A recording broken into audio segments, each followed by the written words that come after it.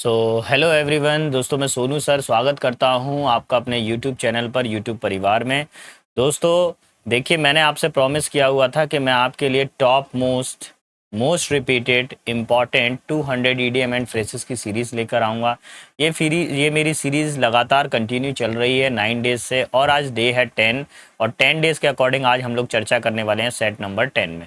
Set number 10 में 181 से लेकर 204 तक जाएंगे। इसके अंदर मैंने कुछ प्लस कर दिए हैं 4 वोकैब, यानी 200 मेरे को करवाने थे, मैंने इसमें 4 और प्लस कर दिए हैं।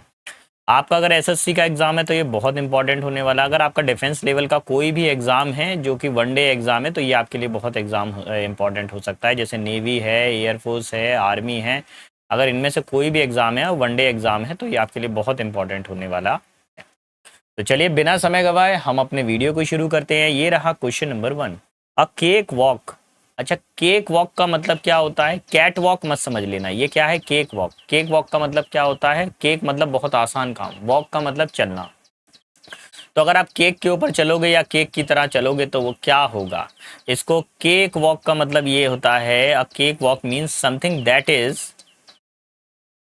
एक minute, something that is very easy to do. कोई चीज जो बहुत आसान हो और आसानी से किया जा सके, तो something very easy to do, that is called cake walk. तो यहाँ पर हमारे पास में ऑप्शन देख लेते हैं क्या क्या ऑप्शन दिया हुआ है। Question 1, a leisurely stroll in the park. Park में ऐसे फ्रीली घूमना, ये नहीं होगा। A simple and easy task, ऐसा कोई काम जो बेहद आसान हो, यही आंसर है B for Bombay. A difficult challenge, बिल्कुल नहीं होगा। अ कॉम्पिटेटिव रेस, ये नहीं होगा। नेक्स्ट 182 पर आते हैं। 182 क्या कह रहा है? अ लाफिंग स्टॉक। अब लाफिंग स्टॉक का मतलब क्या होता है कि ऐसा व्यक्ति जो हंसी का पात्र बन जाए, जिसकी दुनिया मजाक उड़ाती हो, जो हर कोई उसका उसका मजाक उड़ाता रहता हो। Someone who tells joke frequently, कोई क्या करता हो, अचानक से जोक करता हो, ये भी नहीं होगा। अ पर्सन और a thing that is ridicule और मेड ऑफ फन, लोग जिसका मजाक उड़ाते रहते हो। ऑप्शन बी फॉर बॉम्बे ही इसका आंसर है। अ पॉपुलर कॉमेडियन, ये नहीं होगा। A person with contagious laugh, ऐसा व्यक्ति जो लगातार हंसता रहे, ये भी नहीं होगा। फिलहाल आंसर आपको बता दिया है। अ लाफिंग स्क्वाड स्टॉक देख लीजिए, ये ऑफिस के अंदर काम कर रहा था, अचानक से ये अनड्रेस हो गया, इसका पैंट उतर गया, तो लोग क्या कर रहे हैं, इस पर हंस रहे हैं भैया, है ना। तो ऐसी सिचुएशन को क्या बोलते हैं? लाफिंग स्टॉक बोलते हैं। दोस्तों में हो जाता है ना, कभी कभार मजाक कर देते हैं हम लोग आपस में। 183, alive and kicking. Alive and kicking का मतलब क्या होता है? इमेज से देखिए। अलाइव एंड किकिंग में wow you are great, you are really alive and kicking. Alive and kicking का मतलब होता है, means to be healthy, strong and full of energy. ये फुल ऑफ एनर्जी है, देखिए फुटबॉल खेल रहा है, फुल एनर्जी के साथ में फुटबॉल खेल रहा है, ठीक है। अलाइव यानी जीवित। तो 183 का जो आंसर लगेगा बेटा, देखते हैं। Feeling energetic after a good meal, अच्छा भोजन करने के बाद में काफ़ी स्वस्थ महसूस करना, ये नहीं। इन गुड हेल्थ, अच्छी हेल्थ में, ये भी नहीं। Still active and good health, अभी भी वो एक्टिव है और उसकी हेल्थ बहुत बढ़िया है, आंसर यही लगेगा, C for Chennai. Recently revived from illness, अभी अभी बीमारी से ठीक हुआ है, तो ये जो ऑप्शन नंबर 4 है ये भी नहीं होगा। Option number 3 will be final answer. Next question की तरफ मूव करेंगे। Question number 184, iron will. Iron का मतलब हो गया लोहा और विल का मतलब हो गया इरादा। तो लोहे जैसा इरादा, दृढ़ संकल्प, पक्का इरादा। देख लेते हैं क्या होगा इसका। You have been studying every day for weeks, don't you feel ever like giving up. आप लगातार हर हफ्ते पढ़ते हैं, आपको ऐसा नहीं लगता कि कभी कभार पढ़ाई को छोड़ देना चाहिए? No, I have iron will, बोल रहा है कि नहीं मैं नहीं छोड़ूंगा अपनी पढ़ाई को, मेरा आयरन विल है। यानी मैंने पक्का इरादा कर लिया है कि इस बार मेरे को सिलेक्शन चाहिए ही चाहिए। तो जब ऐसी कंडीशन होती है चाहिए ही चाहिए, तो आयरन विल हो जाता है। तो आंसर जो लगेगा 184 का, अ स्ट्रॉन्ग डिटर्मिनेशन और अ रिजॉल्व, तो आंसर ए फॉर अंबाला यही लगेगा। अ स्टबन और इनफ्लेक्सिबल, जिद्दी हो और लचीला भी हो, नहीं। A heavy metal objected use for strength and training, ये भी नहीं होगा। अ फ्लेक्सिबल माइंडसेट, ये भी नहीं होगा, ठीक है। आगे बढ़ता हूं नेक्स्ट क्वेश्चन की तरफ पर। नेक्स्ट क्वेश्चन क्या कह रहा है? As hard as a nail, इतना ज्यादा हार्ड होना जितना ज्यादा कि एक नेल होता है, जितना एक कील एक हार्ड होती है, इतना ज्यादा हार्ड होना। तो यानी कि देखिए, वही सेम लड़का है, अब ये यहाँ पर क्या है, एक्सरसाइज कर रहा है, बहुत ज़्यादा हार्ड है, बहुत ही ज़्यादा extremely hard and very strong, बहुत ज़्यादा स्ट्रॉन्ग होना। तो जैसे कील बहुत ज़्यादा स्ट्रॉन्ग होती है और दीवार को भेद देती है, दीवार के अंदर होल कर बना देती है, वैसे ही। तो 185 पर एक्सट्रीमली चैलेंजिंग ये नहीं होगा। Physically resilient and tough, physically जो बहुत ही ज़्यादा स्ट्रॉन्ग हो, आंसर बी फॉर बॉम्बे ही लगेगा। सी को हटा देंगे, डी को भी हटा देंगे। नेक्स्ट क्वेश्चन की तरफ मूव करता हूँ। 186 एट लॉगर्स हेड। अब लॉगर्स हेड का मीनिंग क्या होता है, इसको समझने की कोशिश करेंगे। इमेज से पहले देखिएगा क्या निकलता है। लॉगर्स हेड में हमारे पास में दिया, we should have picnic on Saturday, हम सैटरडे को पिकनिक पे जा रहे हैं। Picnic plan Saturday versus Sunday, ये बंदा कह रहा है कि मैं सैटरडे को जाऊंगा, ये बंदा कह रहा है कि हम संडे को जाएंगे। तो दोनों के बीच में क्या हो रही है, एक लड़ाई हो रही है। एट लॉगर्स हेड का मतलब हो जाएगा means to be serious disagreement और कन्फ्लिक्ट, किसी चीज पर क्या हो, काफी सीरियस डिसएग्रीमेंट हो, है ना, दोनों में आपस में आपसी असहमति हो, सहमति ना हो, कन्फ्लिक्ट हो। बीइंग फिजिकली एग्जॉस्टेड, बहुत ज़्यादा थक जाना नहीं होगा। In a state of deep sleep, कोई डीप स्लीप की स्टेट में होना ये भी नहीं होगा। इन कन्फ्लिक्ट विद समवन, किसी से झगड़ा होना, तो यही answer C for Chennai. Collaborating effectively, किसी के साथ में सहयोग करना, बिल्कुल नहीं। Now comes to the question number 187। 187 क्या बोल रहा है, बैक सीट ड्राइवर। अब बैक सीट ड्राइवर का मीनिंग क्या होता है, इसको जानेंगे। बैक सीट ड्राइवर का मतलब होता है एक ड्राइवर की जो सीट पे पीछे बैठा हुआ व्यक्ति, है ना। एक ड्राइवर तो अपनी गाड़ी चला रहा है और वो पीछे बैठा हुआ है। ये है ड्राइवर साहब, ये है मदर और ये है बेटा। बेटा अलग से इंस्ट्रक्शन दे रहा है, पापा इस साइड को चलो, इधर से लेफ्ट ले लो, इधर से राइट ले लो। यानी मेन गाड़ी जो चला कौन रहे हैं, पिताजी चला रहे हैं, लेकिन ये बच्चा इनको इंस्ट्रक्शन दे रहा है अलग से। तो यानी अब क्या है, ड्राइवर के हाथ में गाड़ी नहीं है, गाड़ी किसके हाथ में आ गई, इंस्ट्रक्टर के हाथ में आ गई, पीछे से जो अननेसेसरी एडवाइस दे रहा है उसके हाथ में आ गई। तो नंबर 4 से देखिए, a driver who prefer sitting in the back of the seat vehicle, नहीं, ऐसा ड्राइवर जो गाड़ी में पीछे बैठने में भरोसा करता है। A passenger who falls asleep during a car ride, car चलाते समय जो सो जाए। अ प्रोफेशनल शॉफर, एक कोई प्रोफेशनल शॉफर हो, है ना, जो बहुत अच्छी तरीके से गाड़ी चलाता हो, नहीं।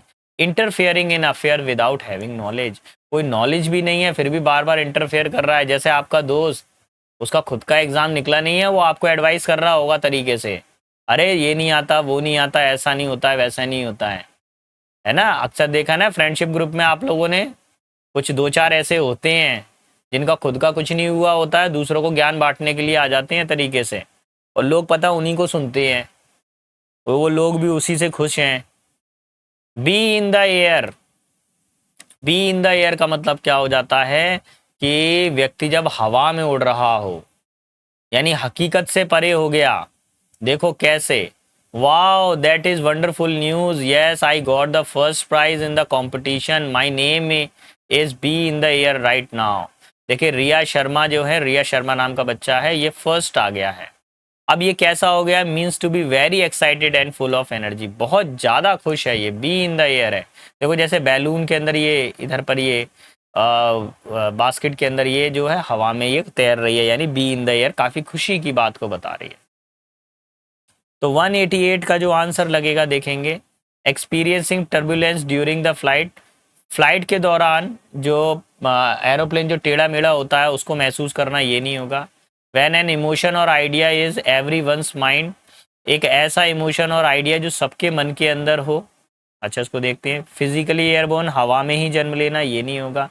B allergic of airborne particle, हवा में उत्पन्न होने वाले पार्टिकल से एलर्जिक होना, नहीं। ऑप्शन बी फॉर बॉम्बे ही लगेगा, ठीक है। एक ऐसा इमोशन और आइडिया जो हर किसी के मन में हो, हर किसी को खुश कर दे, आप इसको जॉयफुल भी बोल सकते हो, ठीक है। Option B for Bombay.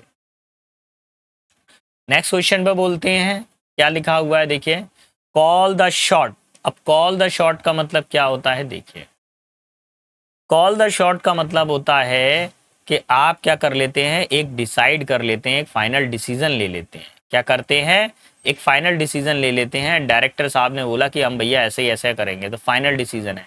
Team leader ने एक डिसीजन ले लिया है कि 2 दिन के अंदर हमको इस काम को ख़त्म करना है, तो ये भी कॉल द शॉट है। तो जब डिसीजन लिया जाता है तो उसको कॉल द शॉट बोला जाता है। To make the final decision और बी कंट्रोल, यही आंसर है ऑप्शन ए फॉर अंबाला। ठीक है, to make a phone call नहीं होगा, to organize sporting events, to predict the outcome of the situation, बिल्कुल नहीं। आगे बढ़ेंगे जवानों, अगला दिया हुआ है डू अ गुड टर्न।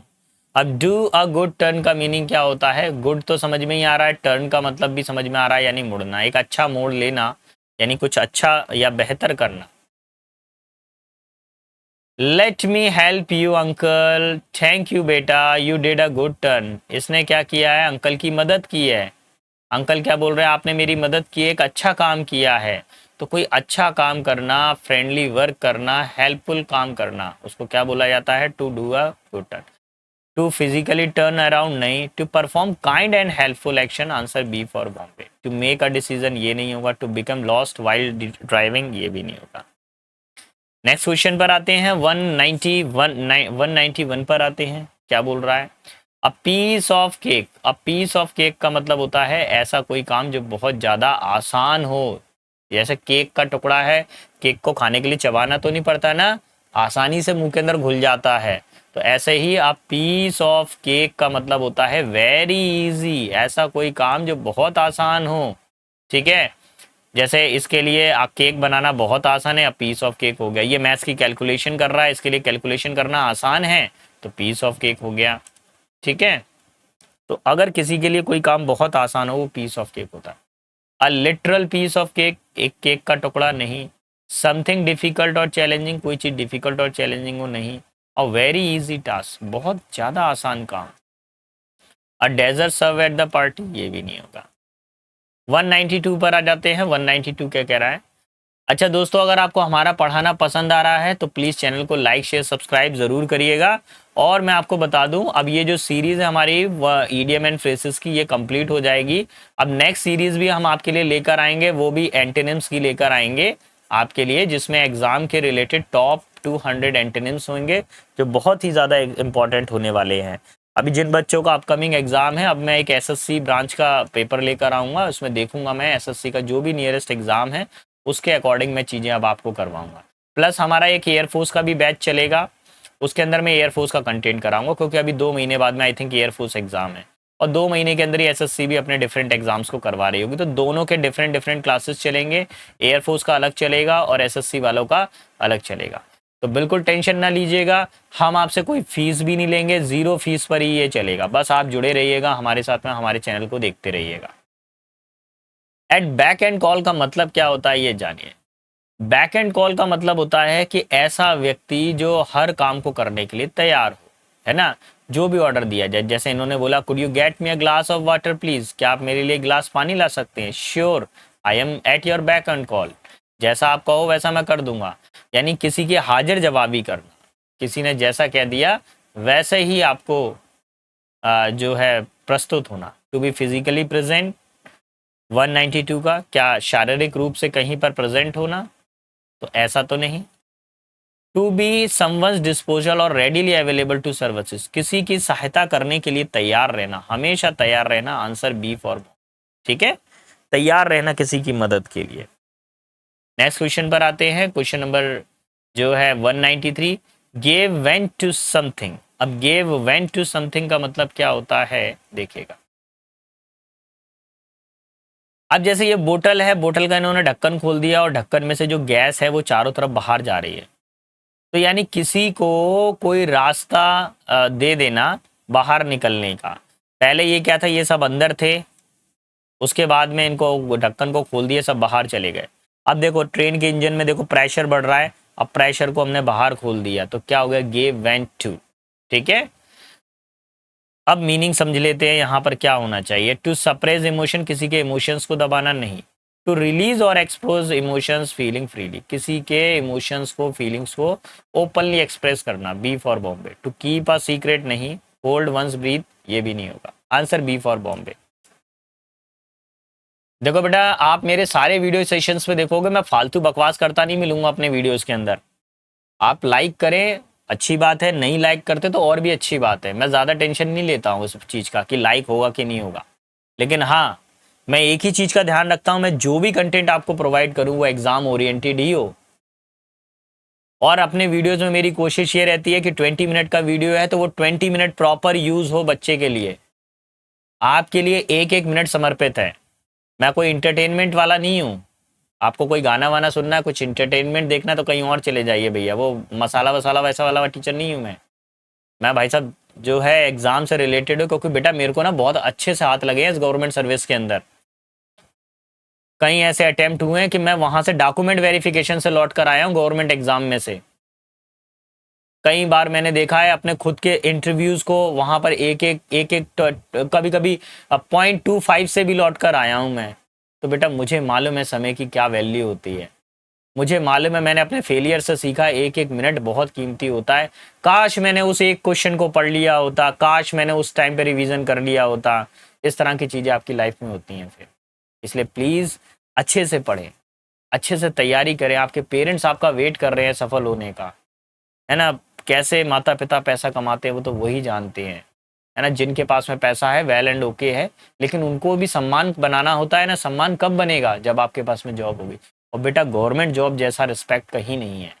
आप गवर्नमेंट में चाहे एक छोटे पद पर हो, लेकिन आप गवर्नमेंट जॉब में हैं तो आपका बहुत रिस्पेक्ट होता है बेटा। आपकी 3 पीढ़ियां सुधर जाती हैं।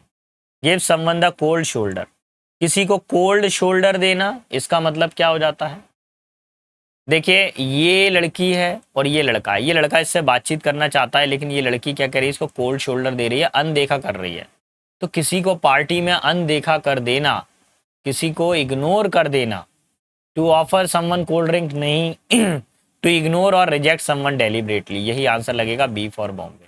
टू वार्मली वेलकम समवन ये नहीं होगा, to share a secret someone नहीं होगा। नेक्स्ट क्वेश्चन की तरफ मूव करते हैं। नेक्स्ट क्वेश्चन क्या कह रहा है, गेट विंड ऑफ समथिंग। अब इसका मीनिंग क्या होता है, गेट विंड ऑफ समथिंग। इसका मतलब होता है किसी बात को हवा देना, यानी कोई चीज छिपी हुई थी उसको लाकर आपने सामने प्रस्तुत कर दिया। देखो जैसे कोई यहाँ पर अंदर कोई बात हो रही थी, कोई टॉप सीक्रेट था, और ये क्या होगा, लोगों ने इधर उधर एक्सपोज कर दिया टॉप सीक्रेट, उनकी बातों को उड़ा दिया। तो किसी की बातों को उड़ा देना, टॉप सीक्रेट को बता देना। टू फील अ ब्रीज, ठंडी ठंडी हवा महसूस करना नहीं। To learn something a secret, किसी के सीक्रेट को पता कर लेना, option B for Bombay. To lose track of time नहीं होगा। टू चेंज डायरेक्टली सडनली ये भी नहीं होगा। मैं नेक्स्ट क्वेश्चन की तरफ मूव करता हूं। नेक्स्ट क्वेश्चन क्या कह रहा है, 196, हार्ड एंड फास्ट। अब हार्ड एंड फास्ट का मीनिंग क्या होता है इसको समझेंगे। हार्ड एंड फास्ट का मीनिंग हो जाएगा सी फॉर चेन्नई, यानी कोई चीज बहुत ज्यादा कठोर हो, to be rigid and inflexible, बहुत ज्यादा कठोर है और इनफ्लेक्सिबल है। ठीक है, तो भैया यहाँ पर क्या किया है, एक प्रोजेक्ट टाइम टेबल बना दिया, बोल रहे हैं कि इतना ज़्यादा हार्ड और फास्ट नहीं, आसानी से किया जा सकता। यहाँ पे कुछ स्कूल के रूल्स हैं, तो भैया इन स्कूल के नियमों का पालन करना पड़ेगा, तो हार्ड एंड फास्ट हो जाएगा। ठीक है, having a finger in every one pi. अब एक ऐसा व्यक्ति जो बहुत सारे काम में लिप्त हो, वो हर काम के अंदर उसने हाथ रख रखा है। देखो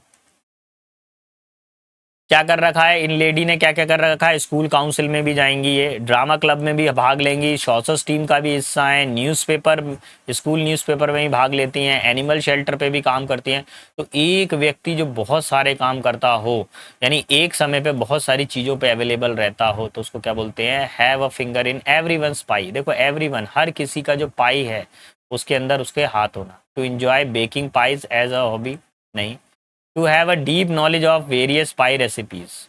तो आंसर जो लगना चाहिए 197 का, अच्छा बी तो लगेगा नहीं, बी तो छोड़ दीजिए। To be involve in many different activities, बहुत सारी डिफरेंट एक्टिविटीज में इन्वॉल्व होना, answer C for Chennai. Next question पर आता हूं, 198, होल्ड वंस टंग। अब होल्ड वंस टंग का मतलब क्या होता है देखेंगे। होल्ड वंस टंग का मतलब होता है अपनी जुबान पर काबू रखना, है ना। अपनी जुबान पे क्या रखना, काबू रखना, फालतू नहीं बोलना किसी से। तो देखो यहाँ पर ये क्या कर रहे हैं कि ये कोई कॉफ़ी वॉफ़ी बना रहे हैं ये, ठीक है। और ये बच्चा क्या कर रहा है, इसको तो कॉफ़ी बनाना नहीं आता है, तो इससे बोला तुम अपनी ज़ुबान को बंद रखो, हम लोग जो है कॉफ़ी बना रहे हैं। अपनी एडवाइजरी ना देना, साइलेंट रहना। तो साइलेंट रहना ज़्यादा बेटर होता है जब आप किसी चीज़ को नहीं जानते हैं। तो 98 का आंसर जो होगा, टू रिफ्रेन फ्रॉम स्पीकिंग और maintaining silence. Answer B for Bombay. ठीक है, थोड़ा जल्दी जल्दी हम कवर कर रहे हैं बेटा, कारण ये है समय कम है और मेरा नेक्स्ट बैच भी अभी आने ही वाला है, ऑफलाइन वाला। 199 पर आ जाते हैं, hold your horses. Hold your horses का मीनिंग क्या होता है? अब हॉर्सेस क्या होते हैं? ऐसे होते हैं जो दौड़ते भागते रहते हैं, तेजी से दौड़ते रहते हैं। तेजी से दौड़ने वाले हॉर्सेस पे काबू पाना। तो अगर मान लीजिए कोई व्यक्ति है, यहाँ पर क्या कर रहे हैं कि hold your horses to means to wait, to be patient, calm down before talking action और मेकिंग डिसीजन। कोई भी डिसीजन करने से पहले अपने आप को थोड़ा शांत करना, शांति पाना, काबू पाना, धैर्य रखना। होल्ड योर हॉर्सेस का मतलब क्या होता है? धैर्य रखना। To be physically hold on to horses, घोड़े पर बैठकर काबू पाना नहीं। To rush ahead without question, बिना सावधानी के आगे की तरफ बढ़ना, ये भी नहीं। To be patient and wait, काफ़ी ज़्यादा पेशेंट होना और वेट करना। आंसर सी फॉर चेन्नई, धैर्य रखना। नेक्स्ट 200 पर आ जाएंगे। 200 क्या बोल रहा है? ये सही है ना, मैं सही तो कर रहा हूँ ना, 99 हो गया मेरा, 200 पर आ गया। In the eye of storm. अब in the eye of storm का मीनिंग क्या होता है देखेंगे। In the eye of storm, eye का मतलब आंखें, स्टॉर्म का मतलब तूफान। तो तूफान के अंदर देखना, तो ये कैसा काम होगा? इजी टास्क होगा कि रिस्की वर्क होगा? बताइए, मौसम खराब हो रहा है फिर भी ये घूमने के लिए गए हुए हैं, तो ऐसे काम को क्या बोला जाएगा? Be unaffected the challenge and difficulty नहीं। To be surrounded chaos and trouble नहीं। To experience calm and amidst को केओस नहीं। टू कंप्लीटली, रुकिए, to be experience calmness amidst chaos. अच्छा, इसका मीनिंग देखिए बहुत ध्यान से क्या सेट होगा कि ऐसा व्यक्ति, केओस मतलब शोरगुल, ट्रबल परेशानी, परेशानी में भी जो व्यक्ति शांत रहता हो, तूफान के समय में भी जो पर्सन शांत रहता हो, उसको बोला जाता है in the eye of in the eye of storm. Answer C for Chennai.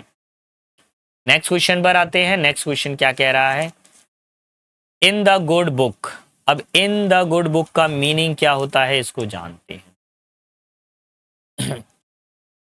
In the good book का मतलब क्या होता है कि ऐसा समय जिसमें क्या होता है, मौसम के हिसाब से सारी परिस्थितियां। देखो इन्होंने क्या किया, एक पौधा लगाया, पौधा अच्छे से नहीं होगा तो not in the good book.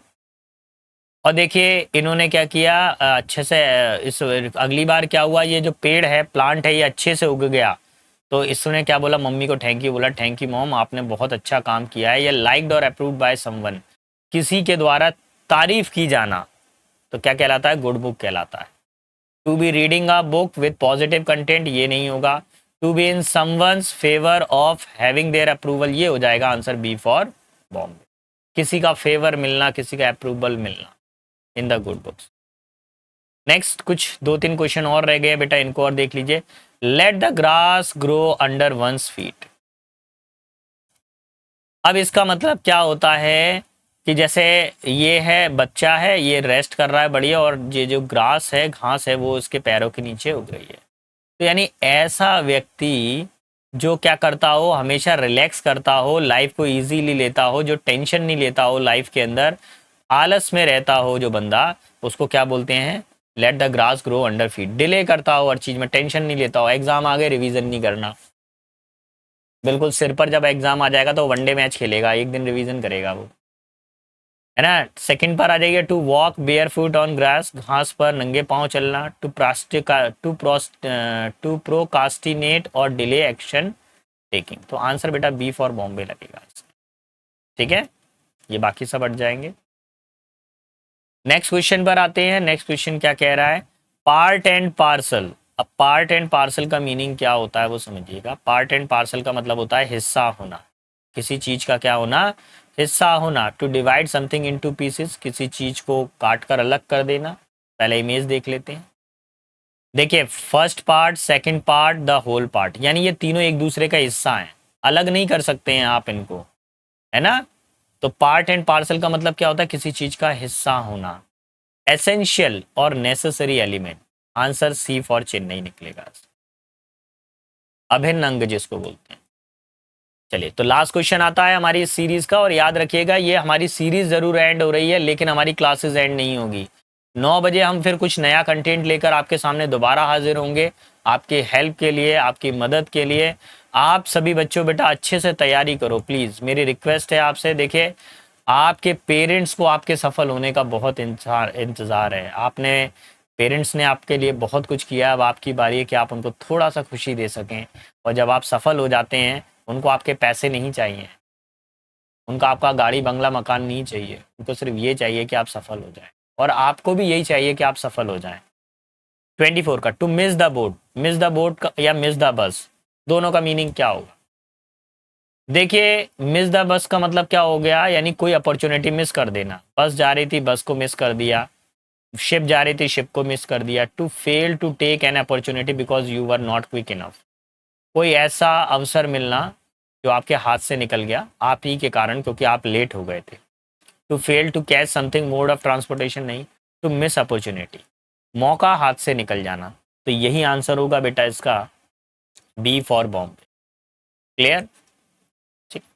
So I hope दोस्तों आपको हमारा पढ़ाना पसंद आया होगा, और अगर पढ़ाना पसंद आया हो, सेशन अच्छा लगा हो, तो लाइक शेयर सब्सक्राइब तो ज़रूर करिएगा। मैं आपका दोस्त, आपका टीचर, आपका मेंटर दोबारा हाजिर हूँगा एक नए और ज़बरदस्त कंटेंट के साथ में। तब तक के लिए सारे बच्चों को बेस्ट ऑफ लक। जय हिंद, जय भारत।